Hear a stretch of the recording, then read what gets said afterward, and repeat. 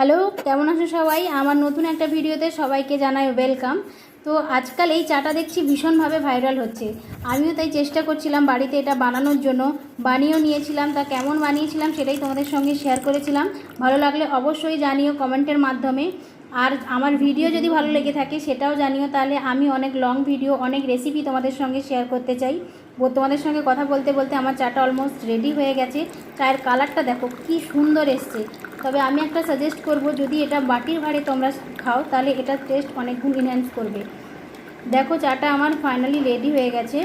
আর বাড়িতে বানিয়ে খেয়ে আমাকে অবশ্যই জানিও। চার কালারটা খুব সুন্দর হয়েছে না?